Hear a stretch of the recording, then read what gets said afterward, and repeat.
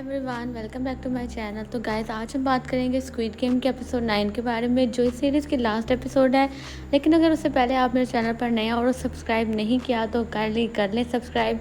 हम इस एपिसोड में देखेंगे कि सैबियो की डेथ के बाद हमारे पास जो दो फाइनलिस्ट रह जाते हैं, गियोन और सांगू, उनको लास्ट गेम के लिए खेलने के लिए ग्राउंड में लाया जाया जाता है, जहाँ पर पहला भी गेम खेला गया था। और जब वो उनके दरमियान टॉस होता है और टॉस जो होता है वो गियोन जीत जाता है। और जब उसे पूछा जाता है कि आप क्या चूज़ करेंगे, ऑफेंस और डिफेंस में से, तो वो ऑफेंस को चूज़ करता है गियोन। और तभी वो वीआईपी जो होते हैं वो अंदर से देख रहे होते हैं ये सारा, और वो कहते हैं ये कौन सा गेम है। तो और फ्रंटमैन उनको बताता है ये स्क्विड गेम है, और कोरिया में पुराने जब ज़माना था तब ये छोटे बच्चे खेलते होते थे, ये बहुत पॉपुलर था गेम। तो अब हमें बताया जाता है कि उसका रूल यही होता है कि यहाँ आप लोगों ने एक दूसरे को मारना है और जो ज़िंदा रहेगा वो ही इसका विनर होगा, यानी एक को मरना पड़ेगा। और तब वो जब दोनों गेम को स्टार्ट किया जाता है तो वो हमें पता चलता है कि जो भी ट्रायंगल तक पहुँच जाएगा वो उस मतलब एक को मारकर दूसरे ट्रायंगल तक पहुँचेगा, वो जीत जाएगा इस गेम को। और सांगू कहता है कि तुम्हें सैबियो की डेथ का ज़्यादा अफसोस हुआ है कि मैंने उसे मारा, लेकिन मैंने तो उसकी मुश्किल आसान की है क्योंकि वो बहुत तकलीफ़ में थी और मैंने उसको इससे आज़ाद कर दिया ना। ये बात सुन के सांगू को बहुत गुस्सा आता है और उसने अपने हाथ में मुट्ठी में भर के मिट्टी पकड़ ली होती है। और तभी बारिश भी स्टार्ट हो गई होती है।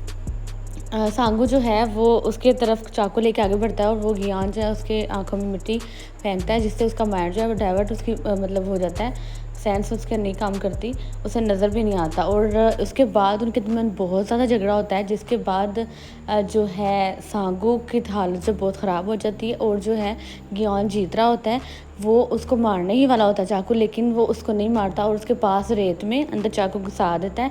और वो कहता है कि मैं तुम्हें नहीं मारूंगा ना, लेकिन सांगू की हालत बहुत ही ख़राब हो गई होती है। यानी अब विनर जो है हमें पता होता है कि गियान ही विनर होगा।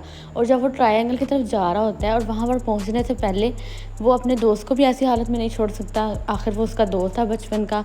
तो वो एक फ़ैसला लेता है कि वो कहता है कि वो अब इस गेम को क्विट करेगा, और मतलब उसे प्राइज़ मनी नहीं चाहिए और वो सांगू को लेके यहाँ से चला जाएगा। और वो यही बात बताता है फ्रंटमैन को, मतलब वो टीम मेंबर को बताता है और टीम मेंबर फ्रंटमैन को बताता है। और वो सारे हैरान होते हैं कि ये आखिर पॉइंट पर आकर आखिर ये बंदा ही क्या कर रहा है, पागल कर रहा है। और वो सांगू के पास जाता है और सांगू को कहता है कि सारा कुछ भूल जाते हैं और हमारे घर वाले हमारा इंतज़ार कर रहे हैं, हम दोनों एक अच्छी लाइफ गुजारेंगे, लेकिन तुम मेरे साथ बस चलो घर, हमने नहीं लेना, हमें नहीं चाहिए पैसे वगैरह ना ऐसे। तो सांगू इस बात से बहुत रोता है और लेकिन वो उसे सॉरी करता है कि गियान मुझे माफ़ कर दो, और वो अपना गला खुद ही काट लेता है, जिससे उसकी डेथ हो जाती है और हमें पता चल जाता है कि गियान हमारा विनर है। उसके बाद फ्रंटमैन जो है उसे कांग्रेट करता है और उसके आंखों में पट्टी बांधी होती है। और जब वो उसको सड़क किनारे पे छोड़ के जाते हैं तो कोई बंदा जो है उसकी पट्टी उतारता है आँख से और उसके मुंह से जो है एक एटीएम कार्ड निकलता है। और जब वो एटीएम कार्ड को चेक करता है तो उसके अंदर उतनी ही प्राइज़ मनी होती है जो विनर के लिए लिखी गई होती है। यानी ज्ञान के पास बैंक में सब कुछ मनी भी है अब। लेकिन ज्ञान जब उसके बाद वो बहुत हार्डलेस हो गया होता है, वो टूट गया होता है इस गेम की वजह से। उसके सारे जो अच्छे दोस्त थे वो सारे उससे बिछड़ गए होते हैं।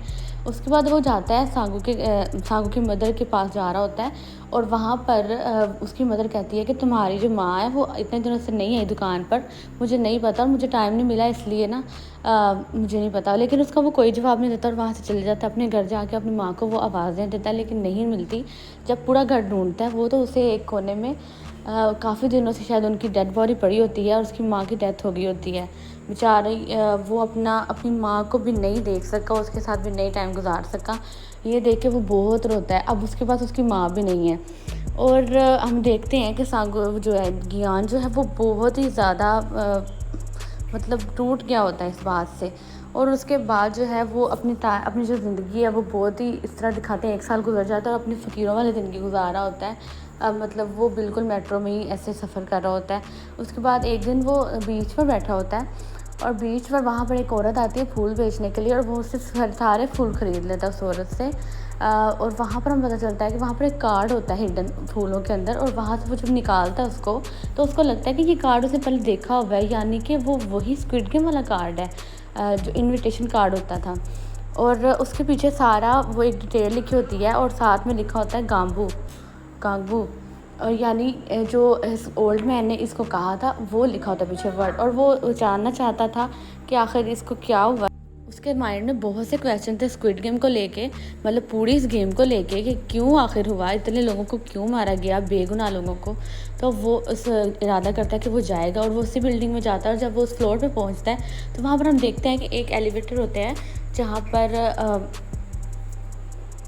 बेड पे एक आदमी लेटा होता है। और जब उसके नज़दीक जाता है तो वो वही ओल्ड मैन होता है, प्लेयर नंबर 1 वो वही होता है। और वो उसको देखकर बिल्कुल शॉक्ड रह जाता है कि वो ज़िंदा है, वो तो मर गया था पिछले किसी गेम में, लेकिन वो ज़िंदा होता है। और वो तभी पूछता है कि आप कौन है। वो कहता है मेरा नाम ओइल नाम है।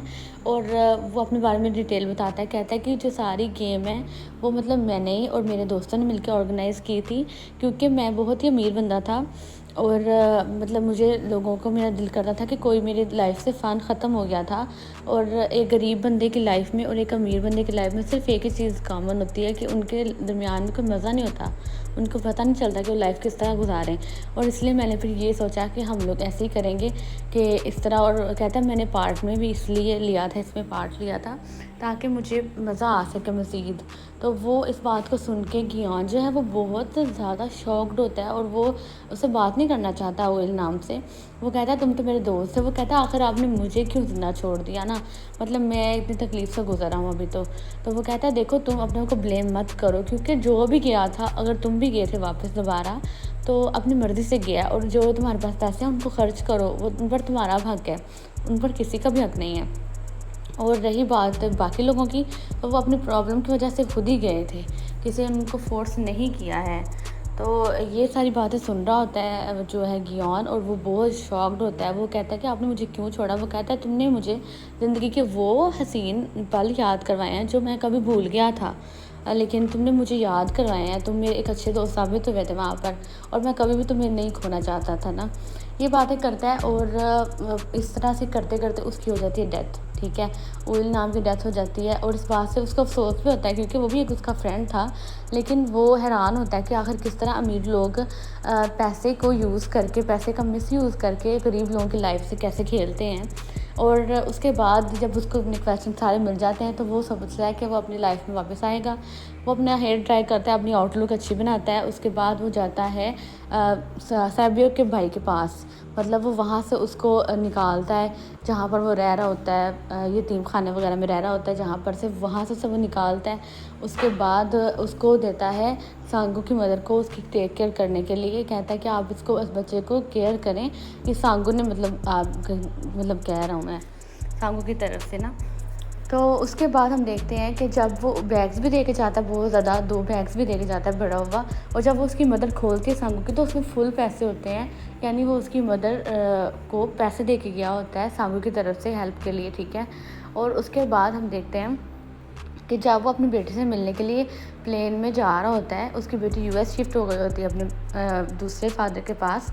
तो जब वो जा रहा होता है तो वहाँ पर उसको वही आदमी मिलता है जो उसको मिला था मेट्रो स्टेशन पे, जो कार्ड को बांट रहा था। और वो कह रहा था कि मतलब वो बेट लगाओ और तुम इसको चेंज करो साइड। तो वो देख के उसको, वो तो बिल्कुल हैरान रह जाता है और वो उसके पीछे भागता है। वो कहता है कि मतलब तुम क्यों। और लेकिन जब तक वहाँ पे पहुँचता है वो, तो तब तक ट्रेन में बैठ के वो आदमी चला गया होता है। उसके बाद हम देखते हैं कि जब वो प्लेन में बैठ रहा होता है, वो कार्ड उस आदमी से ले चुका होता है। गियान जो है उसको मना करता है कि तुम ऐसा कार्ड मत यूज़ करना। और वो जब कार्ड ले लेता है उससे, तो वो कहता है कि उसी कार्ड पे कॉल करता है। और वो कहते हैं कि अगर आप गेम में हिस्सा लेना चाहते हैं तो आप अपनी डेट ऑफ बर्थ और अपना बताएं नाम। वो अपना नाम बताता है और अपनी डेट ऑफ बर्थ बताता है। तो तभी वो कहते हैं कि आप 456 प्लेयर हैं, आप विनर हैं। अगर तुम अपनी मतलब लाइफ चाहते हो तो तुम इस प्लेन में बैठो और चले जाओ अपनी बेटी पास, लेकिन अगर तुम नहीं चाहते ना तो फिर तुम्हें मरना होगा ना।